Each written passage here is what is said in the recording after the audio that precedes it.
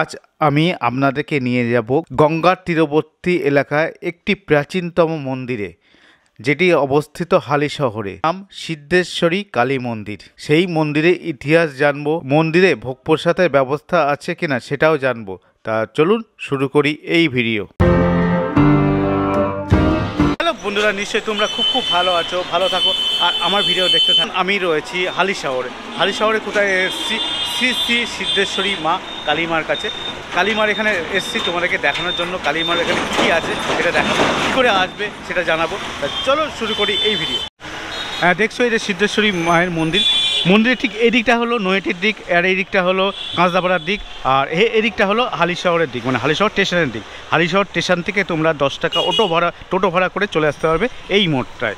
এই মোড়ে আসবে। এদিকে হলো বললাম নৈহাটির দিক, আর এদিকে এই কাঁচদাপাড়ার দিক। এবার মন্দিরে যাই, মন্দিরে গিয়ে দেখি কী অবস্থা আপাতত।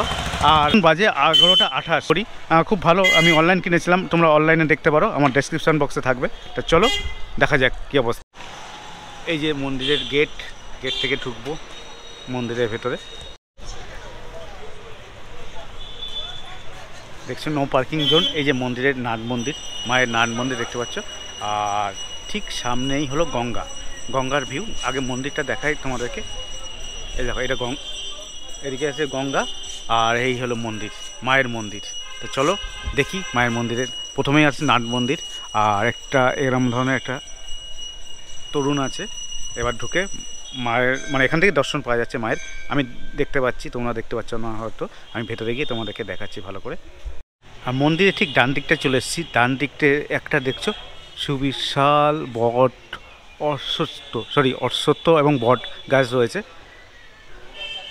এই যে অবস্থায় এমন রয়েছে। ঠিক মন্দিরের ডান দিকে এটা অবস্থিত। আর বাঁ দিকে নাট মন্দির দেখায়। এখানে কিছু কাজটা চলছে, শ্রাদ্ধ অনুষ্ঠানের কাজ চলছে। এখানে দেখছি নাট মন্দিরের ভেতরে। এটা কিন্তু নাট মন্দির, দেখছো এরকম ধরনের নাট মন্দির। এটা নাট মন্দির, সত্য গাছ এটা কিন্তু রয়েছে। আর এদিকে রয়েছে তো বললাম গঙ্গা। আর চলো ভেতরে ঢুকি, একবার ভেতরে ঢুকে তোমাদেরকে সেটাও দেখাই। আর এই তো এখানেও কিন্তু একটা গাছ রয়েছে। সুন্দর পরিবেশ, কিন্তু খুব সিদ্ধ সুন্দর একটা, মানে কি বলবো, সত্যি অনেক সুন্দর পরিবেশ একটা। আর এই যে এখানে আগে মনে হয় বলি কাঠ ছিল খুব সম্ভবত, জানি না এটা পারফেক্ট কী আছে। এবার মায়ের মুখ দেখা যাচ্ছে সামনে। দেখছো ঠিক ঢুকে মন্দিরের ডান দিকে কিন্তু একটা শিব মন্দির আছে। এই যে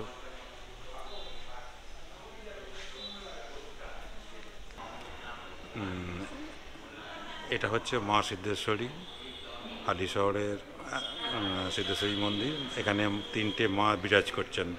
এনার নাম হচ্ছে সিদ্ধেশ্বরী, রামপ্রসাদ কালী উনি হচ্ছে জগদীশ্বরী, আর একটু আগে গিয়ে শ্যামাসুন্দরী। এই 3টে মা এখানে বিরাজ করছে।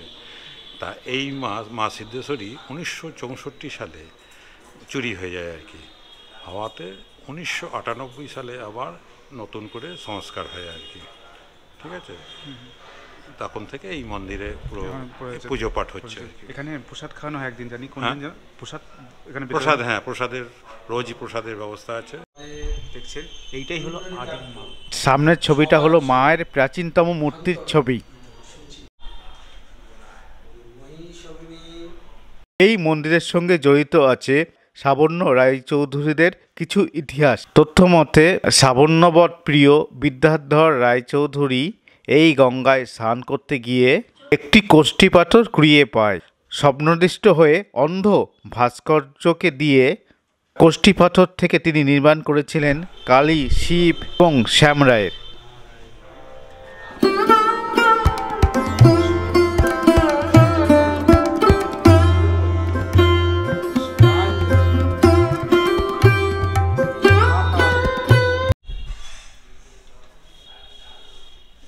এটা হলো মায়ের চরণ, তাই তো?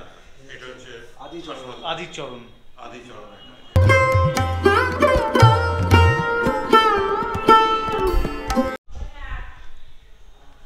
নমস্কার ঠাকুরমশাই, এখানকার সম্পর্কে একটু কিছু আপনিও কিছু বলবেন? এখানকার কি মানে ইতিহাস না, মানে এখানকার মাহাত্ম্য, এটা ইতিহাস উনি বলেছেন স্যার। তো অনেক পুরনো মন্দির, আদি পুরনো মন্দির, প্রায় 350 বছর আগেকার মন্দির। আর 1:30টার সময় বন্ধ হয়। আর বিকেল হচ্ছে আপনার 4:30টার সময় খোলা হয়, আবার রাত্রি 8টার সময় বন্ধ হয়। সকাল 4:30, এই 7:30। 8টার সময় বন্ধ হয়, 4:30টার সময় খোলা হয়। আর মাকে সকালবেলায় নৈবেদ্য দেওয়া হয়, সকালবেলায় 7:30 8টা নাগাদ। আর 12টার সময় মাকে ভোগ দেওয়া হয়। হ্যাঁ, 12:30 নাগাদ মায়ের আরতি হয়। আবার সন্ধেবেলায় মায়ের শীতল ভোগ দেওয়া হয়। আর সন্ধেবেলায় আবার আরতি হয় 7টার সময় মায়ের। কিশোরন্ন হয় প্রত্যেক দিন। মাকে কিশোরন্ন দেওয়া হয়, ভোগ নিবেদন করা হয়, কোন কাটতে হয়, এমনি আলাদা এমনি প্রসাদ পাবে। হ্যাঁ, যা 7টা বার্ষিক পুজো, বাৎসরিক পুজো হয় রাখি বন্ধনের দিন।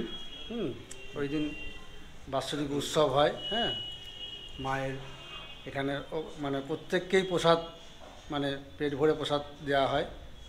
প্রত্যেক ভক্তদের আসে, এখানে প্রচুর মানুষের সমাগম হয়। আমাদের এখানে মন্দিরের পেছনেই খাওয়ান দাওয়ানোর ব্যবস্থা হয়। এই হয়েছে ব্যাপার। ঠিক আছে, ধন্যবাদ আপনাকে।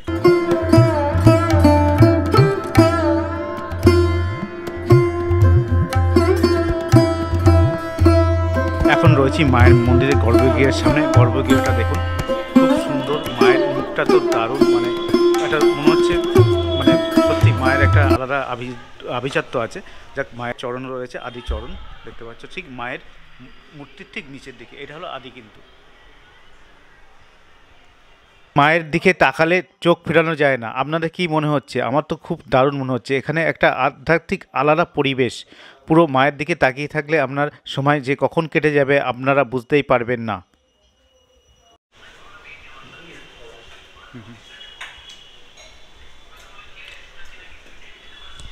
এটা হলো শিব মন্দির, তাই তো? হর হর মহাদেব। দেখছো, এই যে শিবের একটি লিঙ্গ রয়েছে এখানে, তার সঙ্গে নন্দী মহারাজের রয়েছে।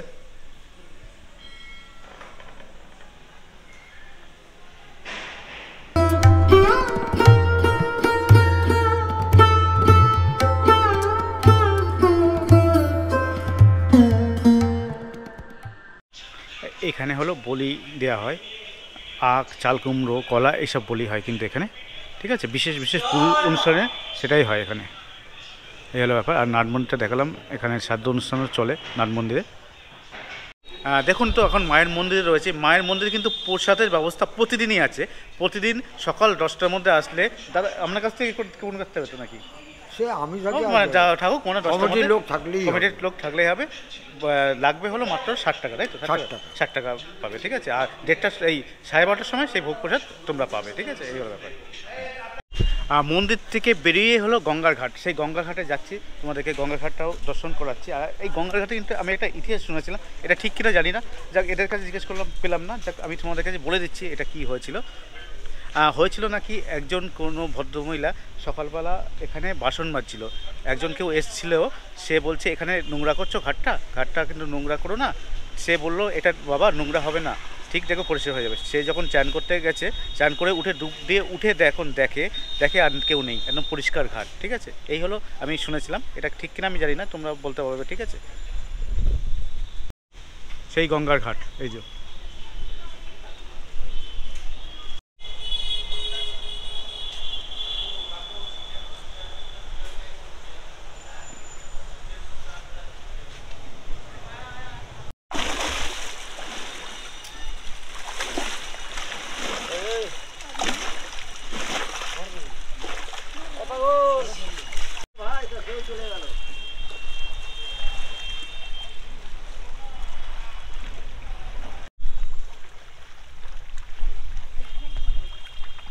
কী কী ব্যবহার করে তোমাদেরকে একটু জানিয়ে দিই।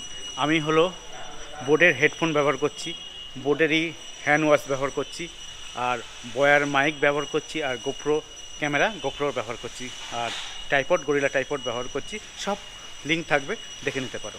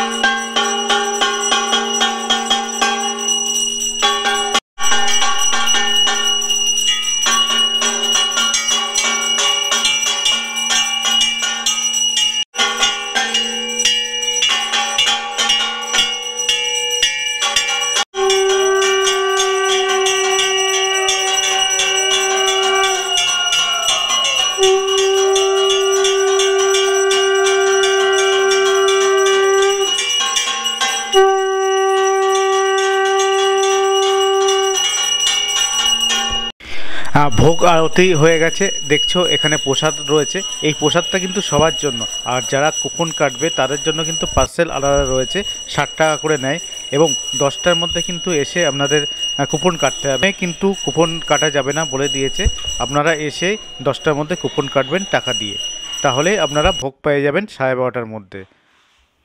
আর এখানকার প্রসাদ সত্যি অমৃতের মতন, খুব সুন্দর।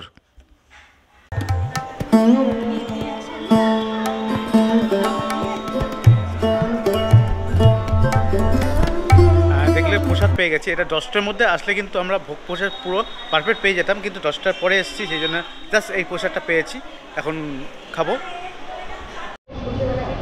বন্ধুরা তাহলে এখান থেকে আজকের মতন এখানেই। যদি ভালো লেগে থাকে লাইক শেয়ার সাবস্ক্রাইব করতে পারো। চলো বাই, টাটা।